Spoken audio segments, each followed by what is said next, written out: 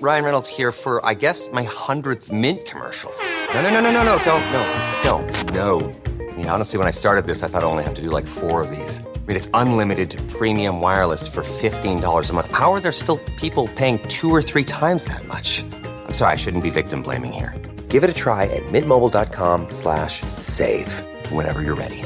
$45 upfront payment equivalent to $15 per month. New customers on first 3-month plan only. Taxes and fees extra. Speed slower above 40 gigabytes. See details. District of Conservation is sponsored by CFACT. To learn more about our sponsor, head over to cfact.org. Thank you so much for listening. Welcome to District of Conservation. I'm your host, Gabriella Hoffman. This podcast offers a sober examination into all things hunting, fishing, shooting sports, energy, environment, and the public policy surrounding it. And this podcast also specializes in original interviews that you won't hear elsewhere. Here's what I have for you today. It's been a few busy last few days, and pardon the hoarseness in my voice. I am recovering from a slight cold and being a little under the weather, but I'm going to manage this week because we have great guests today and tomorrow. We have John Norris returning to the podcast to revisit on hidden war and what is happening on public lands as it relates to drug cartel activities. And then tomorrow we have Mandy Gunasekara, one of my colleagues who just launched our new Independent Women's Forum Center for Energy and Conservation. But we'll start with John, and I will probably do a review of Safari Club where I got to reconnect with John next week when we get more information on attendance. But here is a conversation we have on the second printing of his book, what is happening on public lands, and if the situation is a lot more dire, especially given what is happening on the border, both borders rather, and how that is affecting public lands, water quality, wildlife, and so much more, hence why it's called The Hidden War. Let me know what you think of our revisiting with John Norris, former California Fish and Wildlife Game Warden, podcast host, and author of Hidden War. We're catching up with John Norris at the annual Safari Club convention, international convention in Nashville. I'm here on business meetings, but I was able to fit in a conversation with a friend of the show and a repeat guest. So John, thank you so much for giving us an update. Gabby, it is so good to be back. We had you on the Thin Green Line and when we started our podcast, and we've talked about Hidden War and all the work I've done on the Conservation Wildlife Officer front on your show. And that wasn't that long ago, but so much has changed since. So number one, this is your first SCI convention. Yes. Annual. First time it's been in Nashville, previously in Vegas for all the 10 years I've been involved. And what a perfect place to see America in a different landscape. All the patriots here, all the conservationists here, and to be here with you in my book booth, sharing another conversation. Good to see you.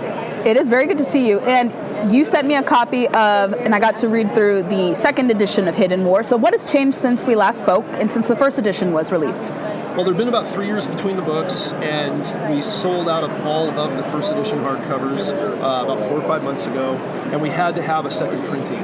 But rather than just do a second printing with my really good publishing brand, which is Caribou, that's the book side of Gun Digest, Recoil Off-Grid. They're very like-minded, they're very conservation-oriented and 2A-oriented like we are. And they said, well, what do you want to do with this second printing? Well, it had to be a trade paperback because you just go that route so people can get to them easier. But we wanted to add more material and do updates because so much has happened since the first book was published. Mm-hmm. So the second edition is a second printing. It's also updated with a new forward by our good friend and fellow conservationist, Patriot Jack Carr. I did a whole new introduction that reads for about a couple of chapters on those changes, but you still have all the mission chapters of how our marijuana enforcement team, our tactical unit of game wardens, was formed back in 2013, and is still going strong even after I retired after running and developing that team in 2018. And man, the changes have been significant from the cartel threats domestically within American borders. Sadly, they've escalated since the first book was published. Right, and we had talked about that during our previous conversation. I think some conservationists don't think that border security can affect conservation, but you perfectly laid that out during our last conversation. And we have seen, if you follow politics, I follow politics beyond conservation as well, and I am observed, much like anyone, that there's been tremendous surges at the border. Cartel activity is at a record high. How is that affecting public lands and even private lands you had mentioned before we went on the air? Yeah, since we last talked, it has escalated. Obviously, border policy has changed under the new administration, and we went from a fairly aggressive border control policy that was going to be implemented, under the last administration. That got kind of reversed, and then Title 42 changes, and now cartels can pretty much freely enter the country without even a hiccup at the border. And we know from the amount of immigration and the amount of border crossings by just millions now of residents from southern borders, border continents and states, that the cartels are operating with impunity. And it's literally gotten fivefold worse from the standpoint of not only the Mexican cartel factions that are growing toxically tainted cannabis for the black market, and we know from our previous discussion in the Hidden War first edition that that's going on public lands, national forest, and really pristine waterways. But what's happening now is we're seeing it on private land, fivefold. So not only do we have many more cartel members in America, and not only doing the weed production that's got the banned poisons on it for the black market. And we got to remember, Gabby, that these cartels that are doing weed processing and distribution in America on the black market are making, poison, candy-colored fentanyl to poison our kids in dirty labs. That now we know is what we're up to, like 130,000 deaths of Americans aged 16 to 45 on fentanyl. These are those same cartels, just doing a different activity. Methamphetamine production, human trafficking, which we know is at an all-time high, and we're starting to see a lot of national attention, thank heaven, on the trafficking issue. But that's largely because these cartels are so embedded in America and not just working from south of the border or north of the border with impunity. And it has escalated to a massive level during the COVID lockdowns. We got to remember cartels are used to working in cultures of chaos, and when we have something like a global pandemic and all of America shuts down and all of America has lockdowns and there's medical protocol and there's operational gag orders to go out and do our jobs because of exposure, cartels go, oh wow, this is great. American law enforcement are tied up on civil unrest, they're tied up on medical support issues in hospitals. I mean, our game wardens that you read about in Hidden War literally cannot operate the first half of the entire eradication grow operational season against the cartels in 2020 because all of our administrators, appropriately so, didn't know what exposure levels our officers would have. So they were just shut down. But the cartels went on override and worked with impunity on parklands because they knew that. And now, when we look at regulation in California as an example, and I think you know from reading both books that I've always said, it doesn't matter where I sit on the spectrum, or if you're pro-cannabis, anti-cannabis, liberal, conservative, the bottom line is you don't want to enact a law to regulate a product that's actually going to increase the black market, that's going to increase the destruction of wildlife by poison waterways. And you and I love our wildlife as fellow conservationists. And when Prop 64 passed, in order to get it to pass and generate that revenue for recreational cannabis in California, outdoor trespass grows, indoor illegal grows that the cartels do, that non-cartels do, went from a felony violation to a misdemeanor. A misdemeanor is you might lose your plants. Are you going to see jail time on a cannabis crime? Unless you have trafficking, banned poisons that are felonies, extortion, illegal weapons, you're not going to have any bite out of crime. So the cartels have gone, yay, California's the state to grow in. And now the black market has tripled, and that's a conservative estimate. Regulated growers that are trying to do it by the numbers with, taxation, environmental purity, seed to sale, tracking on cannabis for legitimate dispensaries, they are leaving the industry because they're literally going under because of this black market. And we actually interviewed them to show their perspective during the Call Sign Trailblazer documentary that's in post-production. And it was mind-blowing for me to be 5 years out of operations and go visit with these people that I haven't been in the field operationally for 3 years and see them in tears of how disgusted they are with the current legal structure in California when it could have been completely the opposite if we had gone after illegal growers properly. Obviously, things are not well in California and all these other areas where the cartels are trafficking. It begs the question, I think I asked you this in our previous conversation, where are these environmental groups? They claim so much to love public lands. They want to protect public lands. But when it comes to this type of activity, they're nowhere to be found. Where is Sierra Club? Where is NRDC? Where is CBD? Center for Biological Diversity? Where are these groups? And another thing I want to throw your way, if you've heard any chatter, where's the Biden administration? Where's Deb Haaland, who's the Interior Secretary, Tracy Stone Manning, BLM Director? Where are these public lands advocates or supposed public land advocates on this problem? Are they responding to it? Are they aware? That's a great question, and sadly, from everything I've seen, no one's really making this a priority from a policy standpoint or even looking at it as a potential crisis. And I like to say the reason we named this book Hidden War is because we've been telling this story for 15 years on some level. National media, reality shows, documentaries, investigative news, publications.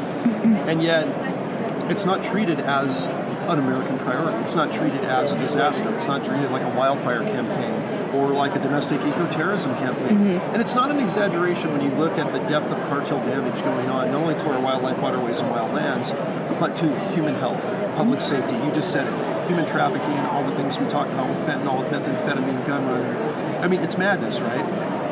I don't see any of those groups stepping up. I don't see them, piping in on policy changes, on directing funding, or analyzing it. I do know in California, under the administration in California and federal administration, I think about Siskiyou County, California, and I was just up there last summer with Jorge Ventura, a Daily Caller investigative reporter who just went to Newsmax, his national correspondent. Embedded with him for a week, did interviews. We embedded with Siskiyou County Sheriff's Met team. Again, guys I worked with, 4 years ago. Now I'm operational with them, but from our standpoint as researchers in outreach and media. And they've asked the governor, they've asked the president, they said, we're in Siskiyou County, we're not allowing regulation. We have 15,000 conservative estimate, illegal Asian and Hmong cartel private land grow sites and Mexican cartels, and we have like a couple sheriffs for the most remote, pristine county left in California under the glacier waters of Mount Shasta. And they can do 2 grows a week if they're lucky. And these cartels are growing millions of pounds of illegal meat. It's going back east with impunity. They're digging illegal wells. They're diverting farmers and ranchers' water where they're not watering their crops. They're having to lose livestock, actually having to leave their rural America that they've been in for 50 to 100 years. And now the cartels have run them out. And there's no federal help.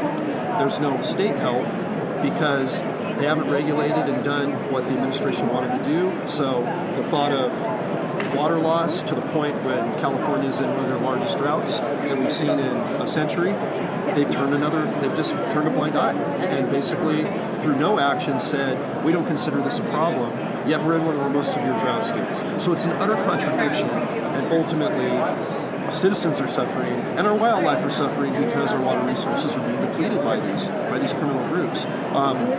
So I'm not very encouraged by the lack of environmental group response, lack thereof, versus, and I never like to disparage, we don't want to beat up on any one faction. We can be environmentalists, anti-hunting, and we can be conservationists, pro-hunting for the model that keeps all species balanced as you and I know and have lived. And we can agree to disagree on our methods, but we want the same result. But I kind of look at it, and there was a quote on a news program the other night, conservationists are defined as folks that will care about environmental resources, specifically where they're happening. If water's being depleted or animals are being taken in too many numbers, we're going to find the data through biostudies to protect those resources and balance them in any one demographic. Yet an environmentalist, so to speak, may say, oh, hunting is bad, using this particular product is bad, and you need to ban it and change your life. But just in general, they're not really looking at the issue, and they're not looking at the science, and I think what's happened here is they're not seeing this issue like we are on the ground, that billions of gallons of water are being stolen by illegal cannabis cartels. We know that illegal cannabis plant takes approximately, and this is verified by the illegal market, by scientists doing the studies on the ground that I've worked with for 20 years, 5 gallons of water per plant per day. And we know that millions of plants are being grown monthly, illegally in the Golden State, and a lot of other states too, Gabby. This whole thing isn't just a California problem. It's in 27 other states. And every state that regulates cannabis behind California run roughly the same structure, and then they incentivize a cartel there, so more water gets stolen, more people are impacted with the crime that's associated with it. And you're right, we're not getting a lot of help from the environmental groups, and we're really relying on conservation groups and actually legitimate cannabis groups, the handful that are out there that are trying to do it by the numbers, that conserve water, don't want to hurt wildlife, like wildlife for all the right reasons that we do, and they're as outraged and as disgusted and getting out of the business, leaving the illegal weed trade for the cartels, which is absolutely exactly what we don't want in this country. What would be the long-term effects on public lands if these activities continued unfettered and unmonitored? If we don't take this seriously and treat it as a national priority, we're not going to have water. and wildlife's going to die, whether they're poached, by an illegal gun from a cartel gunman that's going to eat the animal perhaps, or stop one from hindering his plants, versus just depleting the resource of taking all the habitat away, because marijuana takes space, like any crop. So in every grow site, on private land or on public land, whether it's a hoop house on private land, you got to take out grasslands and you got to take out trees. You get into the national forest, it's an even heavier impact, because now you're going to get, layers of cover, what we call the edge effect in conservation, various levels of flora and fauna, trees and brush that animals thrive on, and that cover needs to be there. It gets decimated, and then the water gets taken to the headwater source. And everybody suffers from the animals at the very headwaters of the glacier water of Lake Shasta, let's say in Siskiyou County, all the way down to the cities and towns that's drinking, farming, and agricultural water that now is depleted and gone, where people can't live their lives. And that's what's going to happen state by state by state if we leave it unregulated and use that template. It's just got to stop. You'll have to go to different state legislatures and hopefully Congress, and if you need connections, I am happy to make some. But I feel like this would be something, let's say, House Republicans and different state legislatures would be interested in if they care about public lands, especially in these states out west.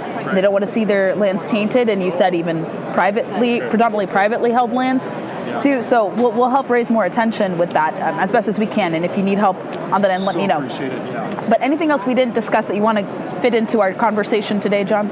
Yeah, just one thing. There's been a little bit of confusion on Hidden War 2 from the nuts and bolts of it.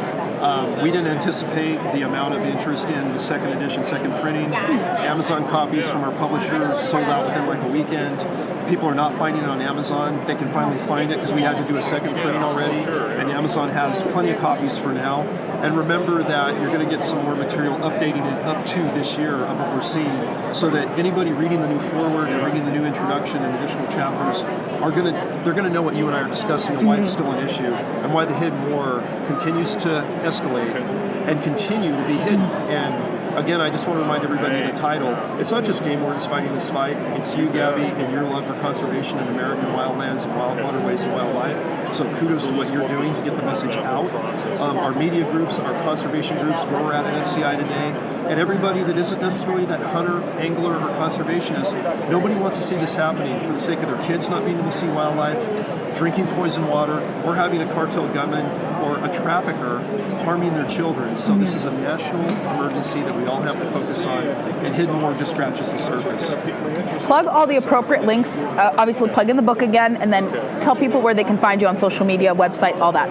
Yeah, social media, it's on Instagram, it's just at John Norris, JOHNNORES. Facebook is the same. My website's www.johnnorris.com. You can get to my email, trailblazer413@yahoo.com, through my website. Ask questions if you have a son or a daughter, a grandchild, a niece or a nephew that wants to be a game warden, that wants to know more about conservation. One of the biggest joys I have being retired from operations now, like you, doing what you do in media front so wonderfully, is mentoring the next generation to enjoy what's in the outdoors, because we're going more urbanized. Open spaces are being depleted with development of our nation every day, and we know someday we're just going to have less and less opportunity for those of us that are in cities to know what you and I love and what we've been very blessed to enjoy. And I like to facilitate that and mentor as much as I can. So reach out. You want a signature blade, you want a signature signed copy of any of my books, hit me up through the website, and don't hesitate to ask questions, and I'll help where I can. Wonderful. It has been such a pleasure to catch up with you here at SCI. I won't take up any more of your time, but I figure we got the bases covered. Lots to unpack. So thank you, John, for talking about Hidden War 2. Thanks. Thanks for listening to District of Conservation. I hope you enjoyed today's episode. If you haven't already, make sure you find us on your preferred podcast player. We largely circulate on Apple, Spotify, and countless others, but those are our two big podcast platforms we want to push. Make sure you're subscribed there, especially on Apple. If you like the podcast a lot, go leave us some reviews. We'd be more than grateful to get some 5-star reviews from you guys. Moreover, we're on Facebook, Instagram, and Twitter, and a little bit on YouTube. We don't populate there, but connect with us on social media. Find me personally on social media with blue check marks. Super easy to find, and I would love to hear your feedback and know who you'd like to see on the podcast. Thanks for listening to District of Conservation. Stay tuned for the next episode.